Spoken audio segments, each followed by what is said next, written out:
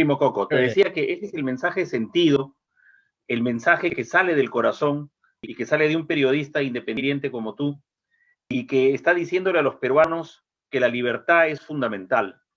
No podemos dejar en manos improvisadas y menos totalitarias, recalcitrantes el Perú, porque la libertad es lo que nos permite mejorar. Hemos dicho, y en tu programa se ha mencionado N casos de la democracia y sus debilidades, pero sin democracia se pierde todo, se pierden los derechos fundamentales. De ahí que el mensaje tiene que ser así, emocionado, sentido, decirle a los peruanos, a los que nos ven dentro y fuera del Perú, porque este programa se ve mucho fuera del Perú, decirle a 3 personas, si alguien nos escucha en este momento, comparta esto y dígale a 3 personas. Si están de repente en España, en Italia, hay muchos peruanos en Estados Unidos, en México, busque entre sus amigos y cuéntele esto, dígale, tenemos que defender la libertad, porque defender la libertad es defender los demás derechos fundamentales. Sin libertad se cae todo. Y sin libertad de expresión, peor. El tema del comunismo que has planteado, estimado primo Coco, es esencial.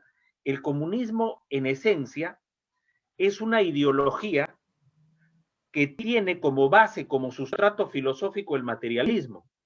Y el materialismo, en esencia, para todo aquel comunista ortodoxo como Cerrón, es ser ateo. Lo demás es hipocresía. Podemos ver a algún comunista en alguna iglesia a veces, pero eso es por estrategia política.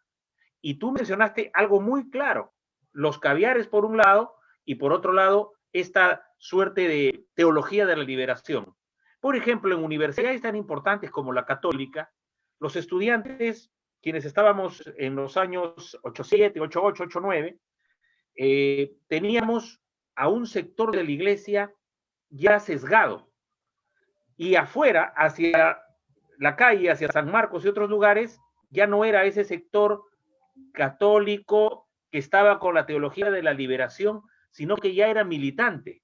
Era un sector muy reducido de una infiltración comunista en la Iglesia Católica, perdiendo la esencia de Cristo, porque Cristo nos da un mensaje de libertad, no nos da un mensaje de opresión. Y algunos de la teología de la liberación querían poner a Cristo como el que es carpintero, el que está en la desigualdad, el que busca, dice, la verdad para todos. No, si uno lee la Biblia, si uno escucha el Evangelio, es un mensaje de libertad para el trabajo, para salir de la ociosidad, para ser creativos, para respetar al prójimo. Y el comunismo, en esencia, no respeta al prójimo.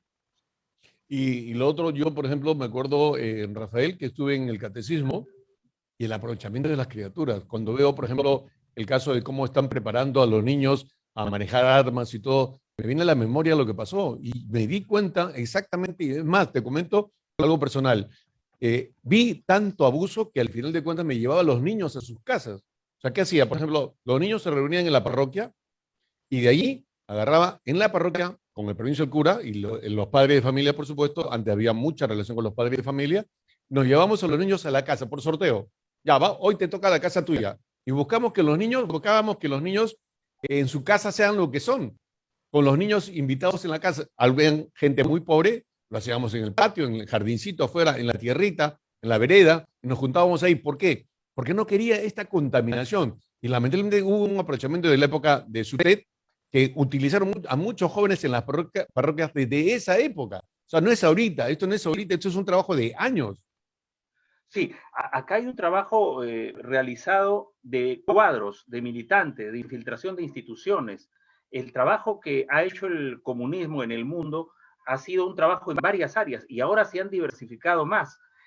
Te mencionaste un caso clamoroso, es decir, comienza el frío, comienza a bajar la temperatura, viene más humedad, viene el otoño, ahorita el invierno, y decretan libertad ya para ir a las playas, es decir, resfríate más, es decir, descuídate más. Entonces es el mundo al revés. Por eso mencionábamos que el comunismo en el mundo lo que ha hecho es establecer un espejismo. Ha ilusionado a muchos jóvenes. Muchas personas quizá piensan, no, la revolución, la rebeldía, la transformación, pero ya hemos visto muchos casos. Cómo Vietnam regresó a lo que era una economía con libertad. Cómo el mismo países ligados a la URSS se desmembró la URSS y esos estados salieron y cada uno ha optado por un camino de mayor libertad dentro de la comunidad de estados independientes, ahora liderada por Putin. Tiene sus deficiencias la democracia rusa, es cierto. Como dijo Vargas Llosa, tiene ahí sus capitostes, pero están trabajando, están desarrollándose en medio de esas dificultades. Como la misma China sufre de una ambivalencia terrible, es decir, una suerte de bipolaridad. China tiene una dictadura comunista, pero hacia afuera, hacia el mundo, ahí está Shanghái, Hong Kong, con su economía abierta, con sus tratados de libre comercio. Por tanto, estos señores que vienen a hablar de marxismo, leninismo, maoísmo, lo que están haciendo es sencillamente llevarnos a un totalitarismo estatista del cual no vamos a salir. Por eso, no es que se vote por Keiko Fujimori, lo que se vota, y lo has dicho en esencia de manera muy contundente, es votar por la democracia, votar por la libertad. Y acá hay otro espejismo del comunismo. Quieren vendernos que Bolivia está en un mundo en un dechado de rosas. Quieren vendernos que Bolivia es lo máximo, y no es cierto. Bolivia es la que menos ha vacunado, por ejemplo, en América Latina. Chile, en medio de sus dificultades, ha vacunado 50 veces más que Bolivia. Igualmente Venezuela, es otro espejismo. Nos hablan a veces aquí los comunistas que incluso ha habido algunos venezolanos que son de izquierda, porque los hay también, y no sé por qué no están en su país. Yo les digo, ¿por qué no estás en tu país? Porque dice, acá se paga para todo en medicina, salud. En Venezuela tenemos salud gratis. Entonces, ¿por qué no está en Venezuela? Igualmente en Cuba. Han venido a hacer un trabajo político que están haciendo acá. Efectivamente. Entonces, los jóvenes, sobre todo, deben tomar conciencia. Es fácil protestar. Nosotros hemos sido jóvenes y hemos protestado, hemos sido rebeldes, pero teníamos el criterio necesario, la conciencia necesaria para darnos cuenta de que hay pasos que se dan y ya no tienen retorno. Ya no tienen retorno. En medio de esto, el engaño, la improvisación. Si sumas ese comunismo a la improvisación es peor. Por ejemplo, en el discurso, lo que más me llamó en el debate último, el del domingo pasado, del 30 de mayo, me llamó clamorosamente la atención cuando se toca el tema anticorrupción. Keiko lo dijo bien, hay que poner un alto comisionado anticorrupción. Si bien se han inventado muchas fórmulas, pero un criterio tiene de ir contra la corrupción que está en las instituciones. Pero ¿qué dijo Castillo? Nosotros vamos a crear un Consejo Nacional Anticorrupción, llamando para que lo integren al fiscal de la nación, al presidente o la presidenta del Poder Judicial. Eso es absurdo, totalmente absurdo. Si de lo que se quiere es vigilancia ciudadana para la fiscalía, para el Poder Judicial, para la propia Defensoría, que a veces camina bien, a veces se atrasa también, por una serie de dificultades seguramente. Pero cuando Castillo dijo eso, yo dije, Dios mío, este señor no conoce nada, absolutamente nada. Ya se ha querido hacer una ONA, Oficina Nacional Anticorrupción, se ha querido hacer una serie de oficinas, ya existe la Oficina de Integridad en la PCM, existe oficinas anticorrupción por doquier, PPK hizo una comisión también con el doctor Vega, que es ministro de Justicia, que dio un informe voluminoso, ¿no? Con una serie de criterios anticorrupción, nada de eso ha funcionado. Pero si Castillo dice que vamos a crear una Comisión Nacional Anticorrupción, llamando primero que todo al fiscal de la Nación o la fiscal de la Nación, eso nos hundimos peor, nos hundimos peor. Ahora, pero ¿qué garantía podemos tener cuando se supone que en este momento está el poder realmente capturado? No tenemos confianza en el Ministerio Público, la fiscal de la Nación, amiga desde joven de Martín Vizcarra. Martín Vizcarra, responsable directo de este genocidio, y sin embargo está de socio con el señor Castillo. O sea, luego miramos el Poder Judicial, miremos también la Junta Nacional de Justicia. O sea, todo está manejado, todo está controlado. Y el Jurado Nacional de Elecciones. Estamos ante un Jurado Nacional de Elecciones desastroso. Muchos han planteado que renuncie ese doctor Salas, que tenía no solo doble voto, sino que incluso los miembros del Tribunal Electoral, de Ética Electoral han tenido que renunciar, como la doctora Reboredo, McKeeboy, 3 miembros han renunciado, y antes renunció otro, en febrero. Por tanto, no tiene credibilidad ni legitimidad este Jurado Nacional de Elecciones. Y has mencionado un apellido interesante, ¿no? Con disculpas de los que apellidan Vizcarra, que los hay muy honestos, pero el señor Vizcarra ha articulado esto de una manera sistemática porque él ya sabía lo que tenía entre manos y las investigaciones que había. Por eso su relación con la Fiscalía. Por eso esas reuniones en un departamento vecino con fiscales y lleva y trae hacia la Fiscalía de la Nación, una serie de cosas. Por eso él se preocupó de golpear fuerte tanto a Keiko como golpear a Alan García. Es decir, destruir todo lo que está alrededor. ¿Para qué? Por su instinto de conservación. Y es un Vizcarra que hoy, por la fuerza de los hechos, las comisiones del Congreso están inhabilitándolo, están haciendo una serie de cosas, pero él tiene una serie de conexiones y articulaciones. De eso se preocupó. Y debemos estar seguros que quien quiere que gane Castillo, obviamente, es el señor Vizcarra, amigo de Cerrón.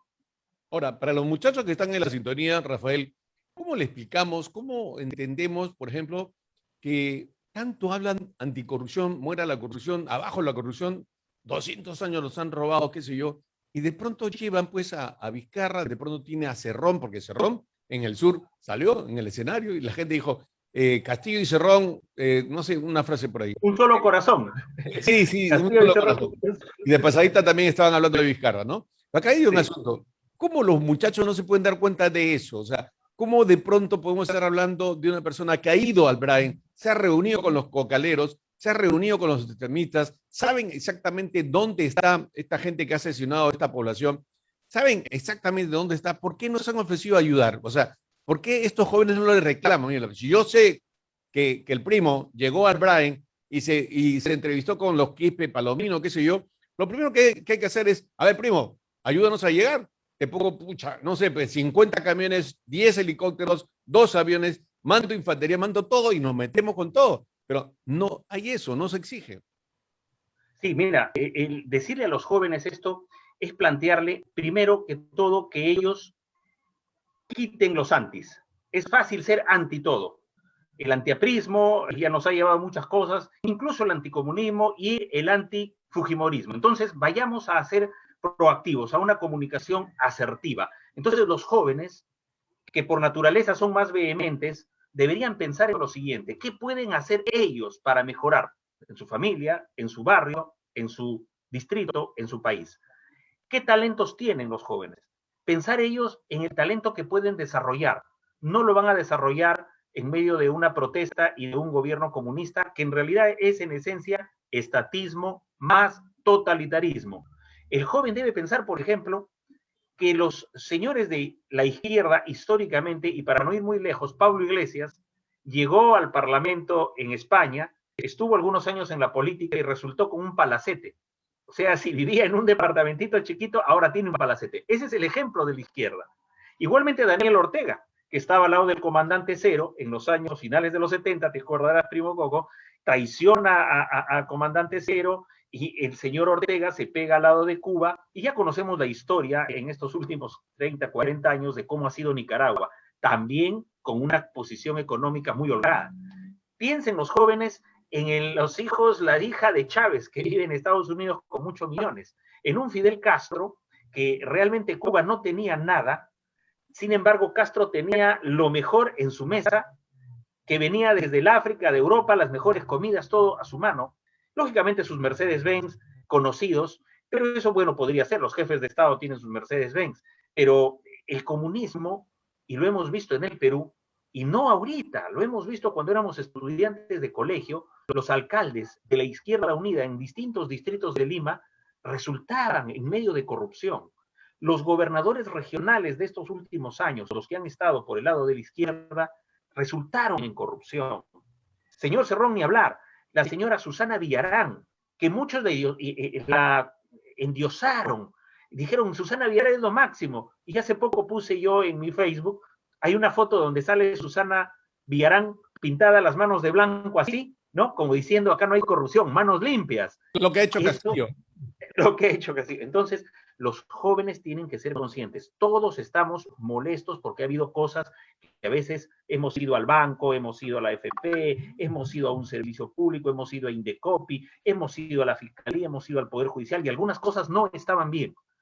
Eso se puede mejorar con una vigilancia ciudadana efectiva, sí, pero si esas instituciones caen en manos del estatismo totalitario, ahí los jóvenes van a ver que su proyecto de vida y su calidad de vida para los próximos 10, 15 años va a terminar muy mal, y ahí están los ejemplos que tenemos en Venezuela y otros países del mundo como Cuba. ¿Por qué los jóvenes no piden, o en todo caso para convencer a las personas que no están de acuerdo con ellos, por qué no piden irse un viajecito? Yo he hecho una apuesta en internet, ¿no? ¿Por qué no se van a Venezuela 15 días, todo pagado? ¿Por qué no se van? Para que vayan y vean la realidad. Es más, 2 días nada más si quieren, 2 días. Que Así vayan es. Ahora, y vean la realidad.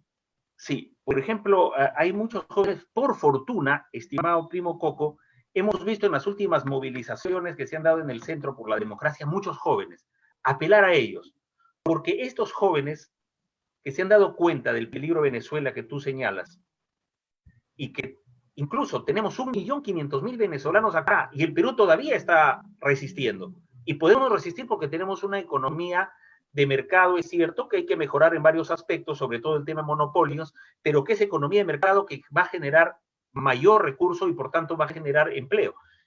Si van a Venezuela estos jóvenes se van a encontrar con una realidad clamorosa, que lo vemos a cada rato en Internet.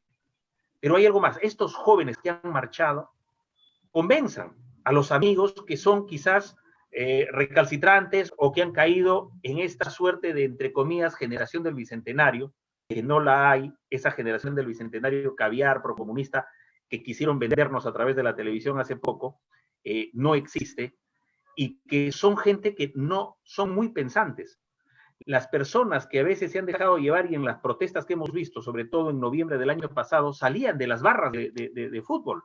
Se manejó esto con una articulación tal. Y yo no sé dónde está el señor Belaunde, que fue congresista, el señor Moradito Guzmán, para que hablen de esto, que hablaban de desaparecidos, de más de 70 desaparecidos. ¿Dónde están esas ONG caviares que sacaban comunicados a toda página en los periódicos, sobre todo en un periódico especial de Girón Camaná, sacaban comunicados diciendo acá hay violación de los derechos humanos, desaparecidos, Decían desaparecidos. y salían a defender a Vizcarra. ¿Dónde están ellos? Entonces los jóvenes no pueden caer en ese tipo de fariseísmos e hipocresías. Los jóvenes tienen que discernir, convencer. Si hay jóvenes ya están en la universidad virtualmente y saben que algunos son recalcitrantes, conversen de esto.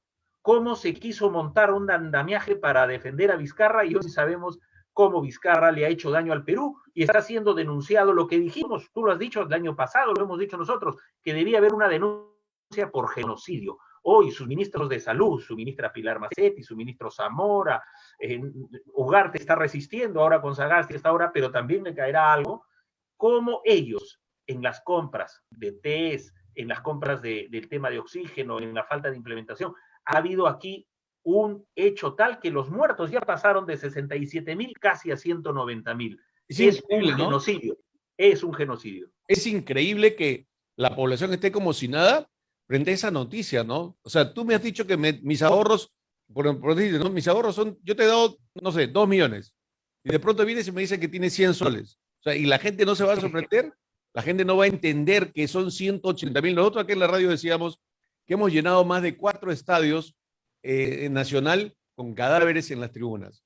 Lo decíamos abiertamente, ¿correcto? ¿Y cómo es posible que ahora sigan defendiendo a los mismos? Porque Castillo está yendo digamos, con Vizcarra, y Sagasti es parte de este grupo genocida. Luego están también ahí el señor Salaverry y están también la secretaria personal de Vizcarra. O sea, está yendo toda la de los genocidas. O sea, y la gente no puede reaccionar.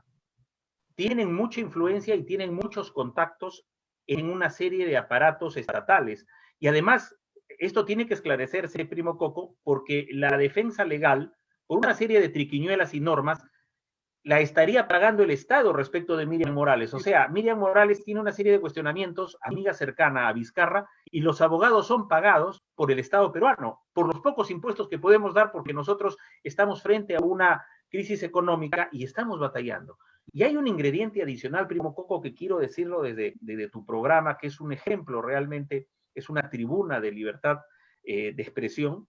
Quiero decir lo siguiente: la dificultad viene después del 6 de junio. Esos jóvenes a los cuales tú apelas y al ciudadano de buen corazón, de buena fe, para que vote a conciencia y diga a los demás, a los vecinos, a sus parientes, familiares, que voten a conciencia, es un elemento fundamental.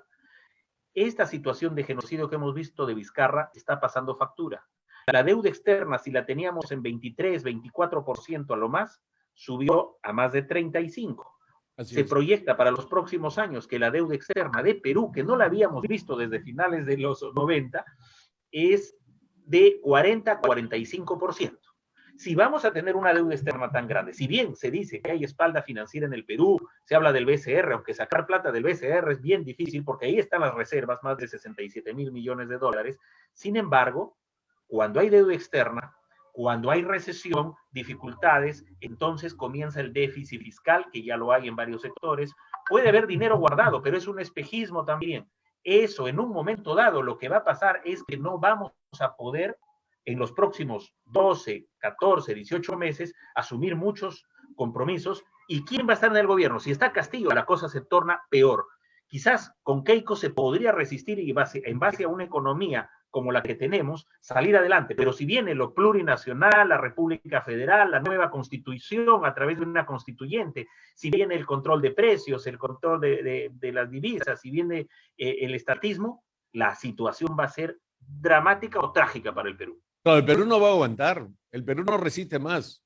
O sea, el Perú ya está quebrado. O sea, el Perú tiene que ser levantado de alguna forma. Imagínate, la gente no mira eso, la gente no ve la parte económica, la gente se queja por chamba, pero mira, por ejemplo, yo veo gente que, por ejemplo, sale por internet y habla, y averíguate, ¿dónde trabaja? Trabaja en una transnacional.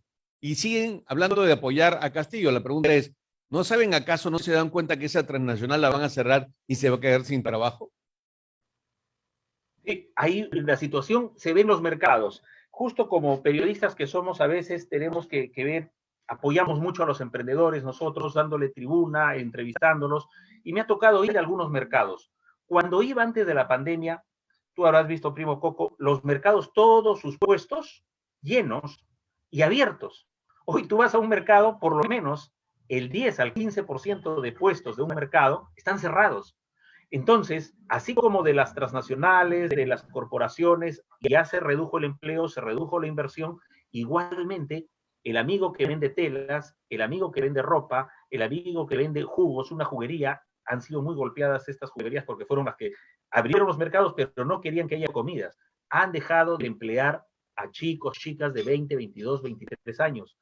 Ellos han tenido que ir a sus lugares de orígenes, a Ica, Arequipa, a Huancayo, a Iquitos, es decir, han tenido que salir de Lima. Y allá en la sierra, en la selva, no hay condiciones adecuadas de empleo. Por tanto, el empleo se ha restringido. Lamentablemente, primo Coco, personas como Castillo Cerrón están usando la pandemia y esta crisis económica para llevar agua para sus molinos. Esa es la paradoja. Lo que pasa es que el comunismo, cuando más pobre sea la nación o los pobladores, es cuando más aprovechan la situación, ¿no? Ahora, ¿tú crees conscientemente que Castillo tiene en su mente al pobrecito de Antauro Humala solo por verlo en libertad? ¿O es una especie de disimulo, barajo, para que de ahí pase a Ismael Guzmán? Sí, yo creo que va increciendo. El radicalismo lo hemos visto. Cuando se toma el poder, ya no se piensa en el pobre, no se piensa en el proletario, lo que se piensa es lo que decía Lenin. Salvo el poder, todo es ilusión. Y los comunistas lo tienen muy presente eso. El poder en esencia es controlar todo. De ahí viene el ayudar a sus argollas, como los comités central famosos de la ex-URSS y los comités central famosos todavía de China. Es decir, esos comités centrales tienen a sus mejores dirigentes con la mejor economía, con todo a su favor. Cerrón ha hecho alianzas y ha hecho acuerdos. Se peleó con Arana, por ahí se han amistado. Se peleó con Verónica Mendoza, por ahí se han amistado. Se alió con Antauro Humala por una cuestión de poder y esa alianza va a seguir. Y de ahí, como tú lo acabas de decir, como un análisis preciso, de Antauro a la vereda de Abimael está cerca. Entonces, cada vez más, cuando Cerrón o Castillo, como este grito que has recordado en uno de los mítines que decían que son un solo corazón, Cerrón y Castillo un solo corazón, entonces ellos lo que van a hacer es abrirle las puertas más al CONARE, abrirle las puertas más a Movadef, abrir las puertas más a los ortodoxos viejos senderistas como Marta Guatay, y por tanto vamos a ver aquí a una gente muy radical y Antauro jugando su partido propio también porque es un fundamentalista etnocacerista a través de las divisiones que ha sufrido el etnocacerismo, incluso con Vega Antonio en el Congreso, con los parlamentarios que tuvieron, a pesar de eso, porque la izquierda al final tiende a dividirse. La izquierda en esencia tiende a pelearse, a atomizarse, es decir, vamos a libanizar el Perú, vamos a calcutizar Lima, y ese tipo de experimentos no podemos permitirlo. Además, ellos han demostrado a través del tiempo. Es más, Verónica Mendoza en Huaraz tuvo un revés justamente por enfrentamiento entre la misma izquierda. O sea, ellos se pelean constantemente porque lo que les lo mueve no es el pueblo, es el poder. Por eso es que se enfrentan constantemente, por eso es que no puede haber una izquierda unida, nuevamente, o sea, no se puede dar. Sí. La izquierda ha sufrido una serie de divisiones en el Perú y hay un sector, el de los más, digamos, encumbrados, apellidos, hijos de la vieja oligarquía de los varones del azúcar y otros, que formaron las ONG, que también se dividen. Estas ONG han ido multiplicándose y todos piden dinero de Soros, entre otros multimillonarios. Incluso esas ONG han hecho que muchos izquierdistas, porque está el izquierdista proletario, marxista-leninista, que quiere el poder para el estatismo-controlismo, y está el izquierdista caviar, esta izquierda de salón, esta izquierda pastrula, esta izquierda a veces diletante, pero que quiere el sueño de la ONG propia. Qué hábiles que son. He visto muchos en la universidad con los que teníamos debate en la Facultad de Letras y Derecho de la Católica, y hoy muchos de ellos tienen su ONG propia. Ese es el sueño de la izquierda. Por tanto, se dividen entre ellos. Hay 3 ONG muy grandes, muy fuertes, que obedecen a los intereses del globalismo internacional, que quiere destruir la religión, que quiere destruir el Estado, que quiere destruir la República, para que nuestros recursos lleguen a manos de esas corporaciones. Recordemos lo que te dije aquí, primo Coco, cómo, por ejemplo, Lenin recibe dinero capitalista para hacer la revolución rusa, como el mismo Marx era financiado por Engels, que era un hombre que tenía más dinero para que Marx diseñara su ideología comunista, utópica. Como hemos visto, muchos revolucionarios en América Latina han sido financiados por dineros extranjeros. Y acá en el Perú muchas ONG son financiadas por corporaciones internacionales para destruir nuestra Amazonía, destruir nuestra minería, destruir nuestro agro. Entonces, esos caviares, respecto a esas 3 ONG grandes que te digo, han ido saliéndose cada uno a hacer su ONG propia. Por tanto, como dices, la izquierda tiende a hacer una diáspora y una división, y el Perú lo que necesita son instituciones partidarias fuertes, no ese tipo de instituciones verticales que al final van a atentar sobre todo contra los jóvenes, porque de acá a unos años no va a haber empleo para esos jóvenes, no va a haber futuro. Y ese voto del domingo es por los jóvenes. Sí, otra cosa que también me gustaría tu comentario es con relación a los audios de Bermejo y además digamos, de Cerrón. Porque si bien es cierto, son los más radicales, dicen la verdad, dicen lo que realmente sienten o lo que quieren. O sea, eso no es mentira. Es más, el hermano de Cerrón ya lo dijo públicamente. O estás con el partido o no estás con el partido. Castillo no se puede separar del partido porque el partido es Cerrón. Lo ha dicho su hermano, el hermano mismo en público de Cerrón. Entonces, acá el asunto es, el audio de Bermejo, de alguna forma, demuestra una vez más que ellos piensan en algo diferente y no se lo dicen a la gente. Sí, los audios, lo que se va revelando, los discursos públicos que han tenido hace un año atrás. Recordemos que en febrero hace este ideario, lo realiza Cerrón en febrero, ahí lo suscribe. El hermano, lo que ha mencionado, que lo acabas de recordar, es muy claro. Y cuando Cerrón dice también de su papá, es decir, ellos vienen de unas huestes comunistas muy, muy ortodoxas. En las últimas páginas de ese diario resalta la labor de su padre. Está bien como hijo que diga respecto de su padre, pero el hecho es el siguiente, el hecho objetivo, es que su padre tiene un pensamiento y él le llama el pensamiento Cerrón y le rinde homenaje. ¿Y quién era el papá de nuestro sentenciado ex gobernador de Junín? Este señor Cerrón, su papá era un militante comunista Así es. ortodoxo. Por tanto, ellos, a través de sus discursos, a través de sus audios, lo que están revelando es sencillamente un radicalismo extremo, con una particularidad, primo Coco, que hay que decirlo desde tu programa.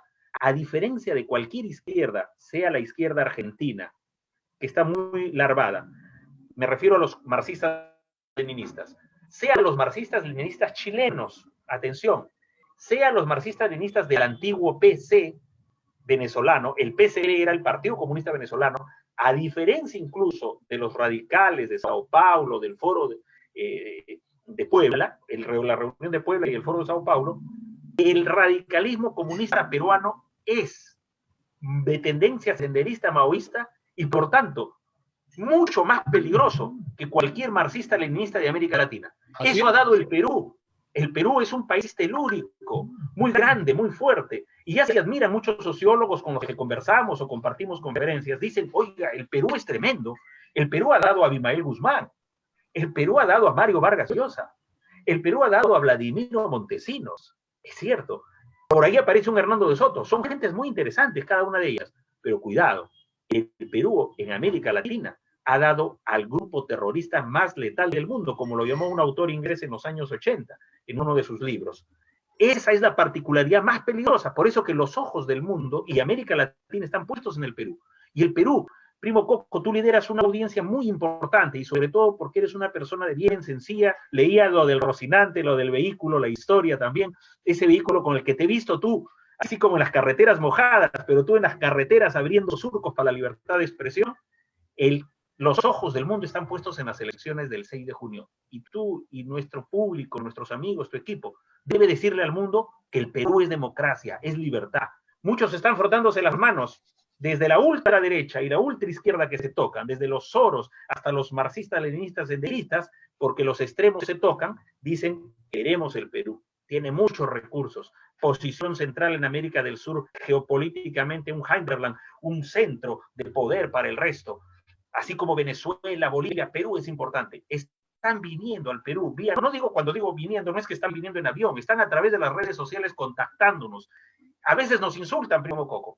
Y a veces nos dicen, oye, quiero una reunión contigo, oye, vamos a este Zoom, oye, vamos a este webinar. ¿Quiénes son? Marxistas, leninistas de Centroamérica, de Venezuela, de Argentina, etcétera. Es decir, a diferencia de cualquier partido comunista en América Latina, en el Perú, es mucho más peligroso y más radical la facción esta que quiere tomar el poder vía electoral, haciéndose pequeño burgueses, criticando a la democracia, pero usándola para sus fines protervos.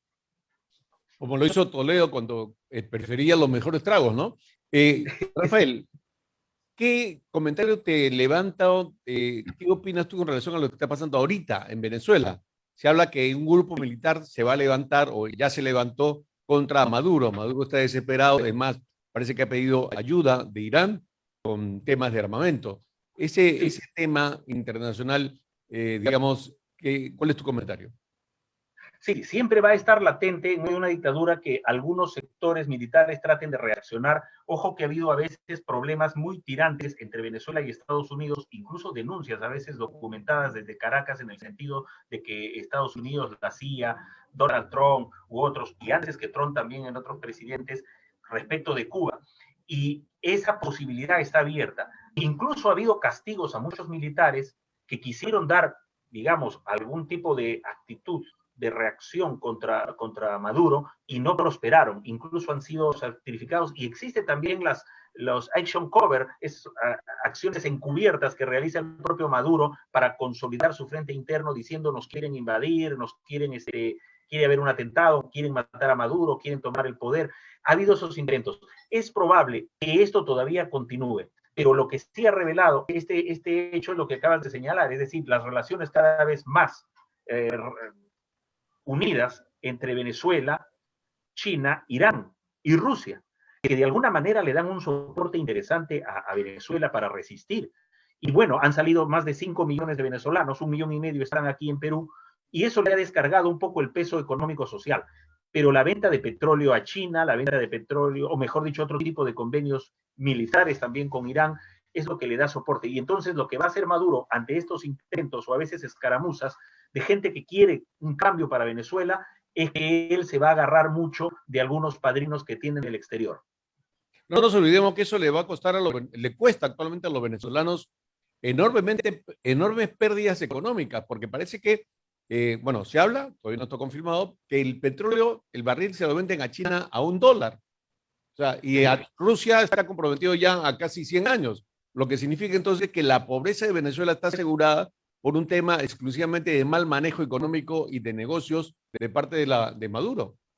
Así es. Y algo que está investigándose y que hay ya mucha documentación al respecto del tema del narcotráfico usando a Venezuela como puente, que debe estar dando recursos sobre todo para protegerse. Ese es el error también de los comunistas. Cuando ya tienen un dictador, estos dictadores no tienen ningún tipo de reparo y facilitan su trabajo político para los cárteles. Y si ya Rusia tiene comprometido acuerdos en petróleo, y si China se sigue abasteciendo de petróleo porque está pensando a futuro mucho y está poniendo muchas reservas, ya está conquistando el espacio enormemente, entonces van a tratar de mantener a Maduro el mayor tiempo posible. Y China, después de la pandemia, acaba de decir que las familias, las parejas, pueden tener hasta 3 hijos. Llegó un momento en que China dijeron deben tener un solo hijo. Después dijeron 2, pero ahora, como en el mundo han muerto mucha gente, no sé, ahora dice que tienen problemas de envejecimiento de su población. Entonces la China comunista ha dicho, las mujeres están autorizadas a tener 3 hijos. No, lo que pasa es que en realidad eso es comprensible en el sentido de la ambición que tiene China.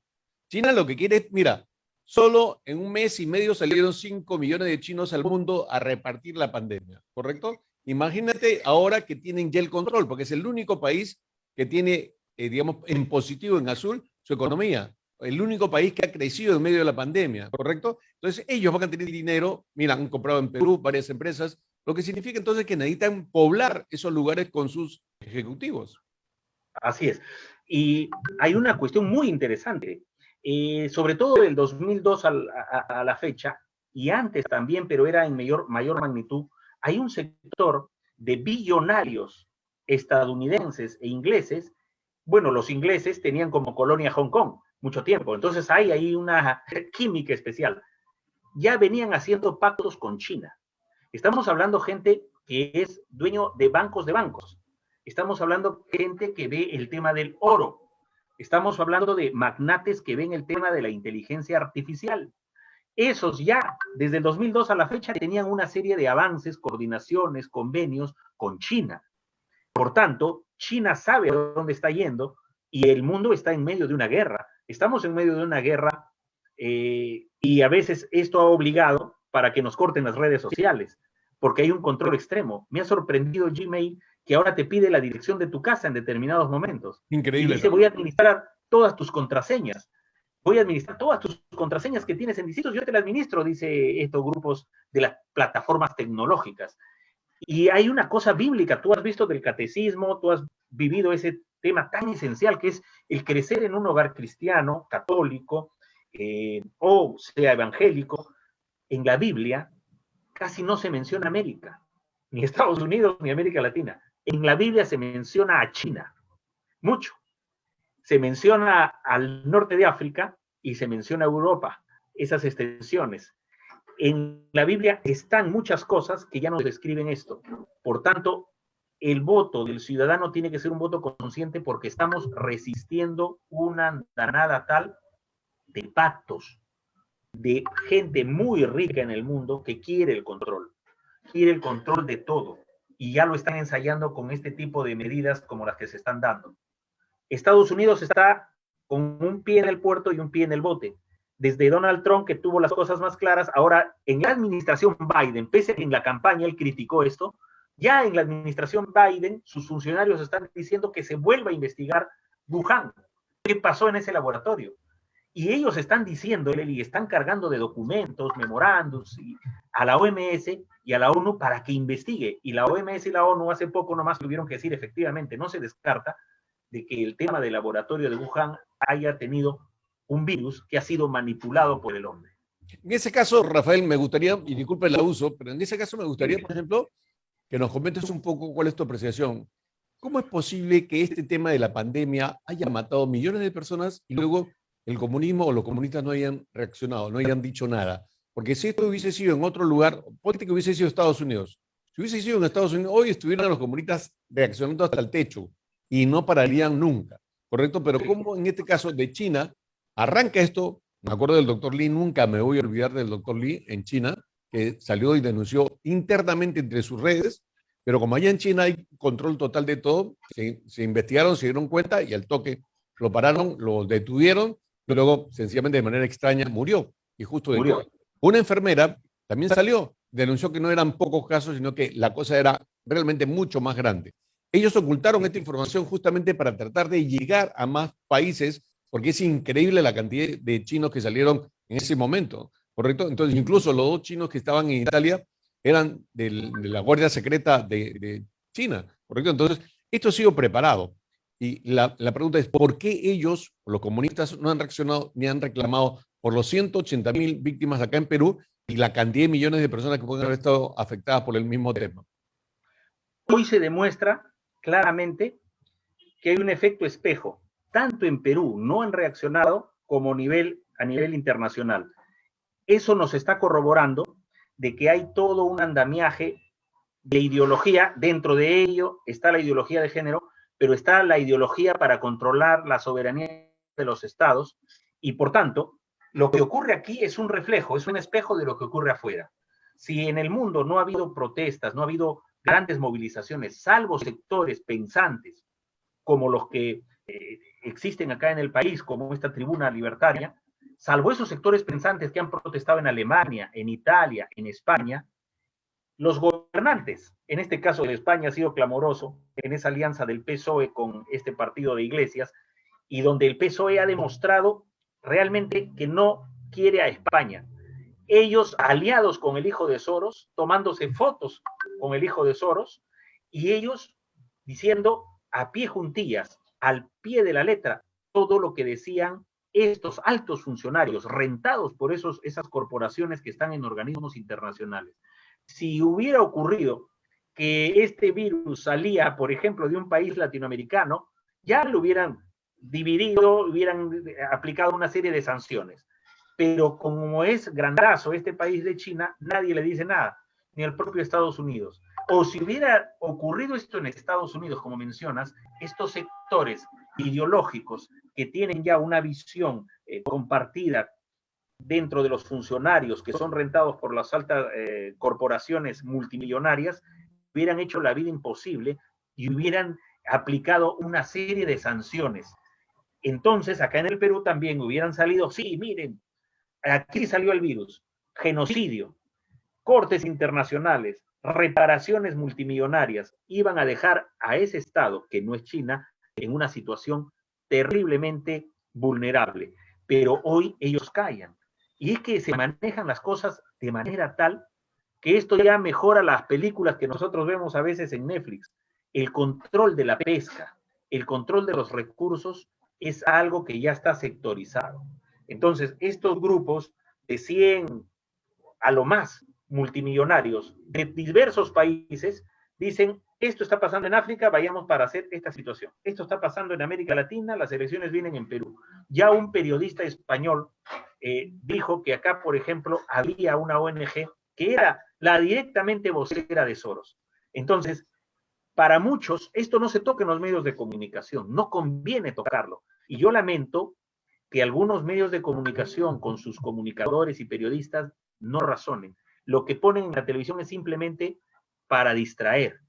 Y eso nos puede costar la democracia. Por culpa de esos señores que tienen esos medios, que son contados con los dedos de una mano, por fortuna, y que las plataformas digitales se están aumentando, y medios radiales como Radio del Sur del Perú, de Lurín, que llega ya a todo el mundo a través de esta plataforma, esos señores están jugando contra la democracia en el Perú, porque al no decirle esto a la población vive en la desinformación o la mala información, y eso nos puede costar la democracia este domingo 6 de junio. Por eso hay que exponer estos temas, y lamento que los servicios de inteligencia de todas las Fuerzas Armadas, la Policía, el Ministerio del Interior, no hayan alertado el tema de la pandemia, porque ya eso son documentos que se tienen que ir trabajando, y yo espero y sueño quizás que algunos países latinoamericanos, sectores en Chile, en Perú, pensantes, reaccionen y podamos unirnos, porque lo que viene, y lo decíamos, en la Biblia se habla de China, se habla de una serie de cosas,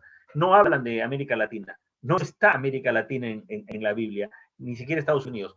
La situación se va a tornar mucho peor porque el control es efectivo. Te acabo de decir justo, como dicen, te manejo, pon tu dirección para tener la dirección de tu casa. Estas plataformas digitales, te administro tus contraseñas de todas las contraseñas que tienes, yo te las administro. Acá está el robot Gmail para administrarte. Terrible lo que está pasando. Sí, sí, increíble. He dejado para el final hacerte llegar, de parte de todos los que trabajamos acá, nuestras condolencias por el fallecimiento de tu padre. Y desde aquí te abrazamos, Rafael. Me Gracias. imagino, bueno, yo ya pasé por eso, pero Ya me me imagino imagino, que vas a sí. tener que tener mucha fuerza para eso. Y nada, cuenta con los amigos y nada, te acompañamos mucho. Gracias, estimado primo Coco. Así es, efectivamente, el martes pasado, 8:30, 8:40 de la mañana, ya tenía 99 años. Estaba preparándome porque dentro de 3 años iba a cumplir 100. Ya 3 meses, en 3 meses iba a cumplir 100 años. Y bueno, la vida es así, lo importante que el Señor ha estado con nosotros, con Él, y lo tiene en su gloria, una persona que muchos ejemplos de vida, 99 años, Vladislao Romero Araujo, ese homenaje tuyo, de tu equipo, me llena de satisfacción. Estoy haciéndole partícipe de ello a toda mi familia, ese abrazo fraterno, solidario, de consuelo y de aliento que nos envías. Y lo importante, mira, mi padre, lo característico, no tuvo ninguna operación, ni siquiera de las amígdalas.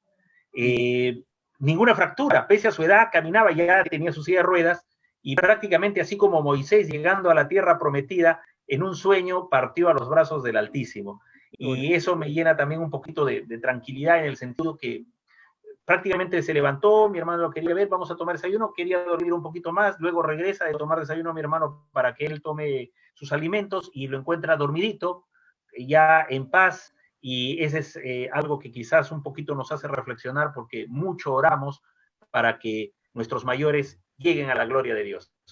Y además es lo que todo el mundo quisiera, ¿no?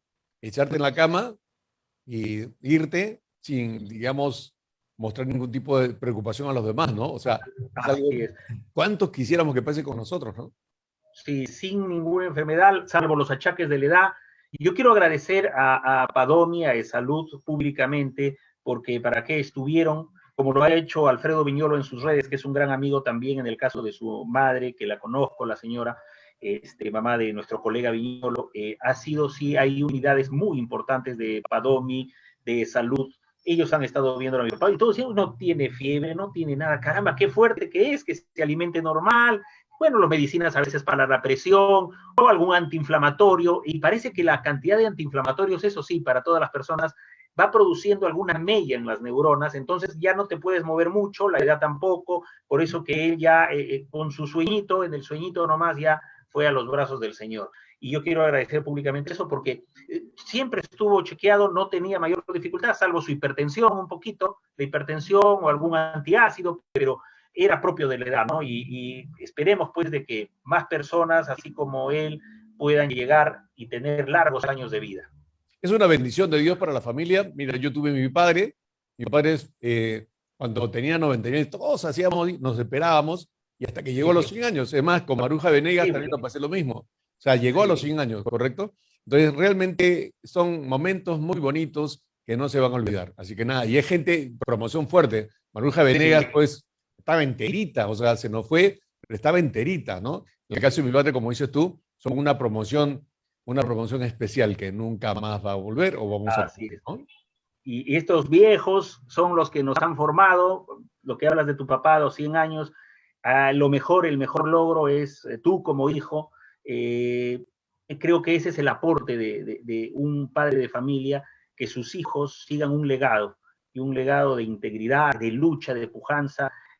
Hablaba de tu Rocinante, de este camión que es emblemático y que hoy está en el centro de Lima, ¿no? Claro, Salió a las manos. ya no lo tengo yo, ya no lo tiene otro señor, pero, escucha, ¿qué nos hemos hecho con eso?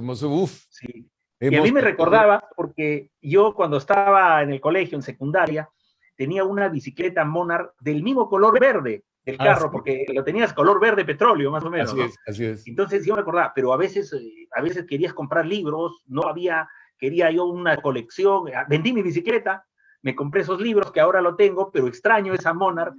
Pero así es la realidad, pues así es, y solo hay que seguir para adelante con esta lucha que estás haciendo, y a veces incomprendida. Si otros vieran el trabajo o quizás tuvieran más conciencia, resulta que dirían, oye, caramba, estos medios de comunicación es lo que necesita la juventud. estos medios de comunicación los que necesita el trabajador, el ama de casa, el estudiante universitario, y a veces, lamentablemente, esa falta de visión es un poco de egoísmo.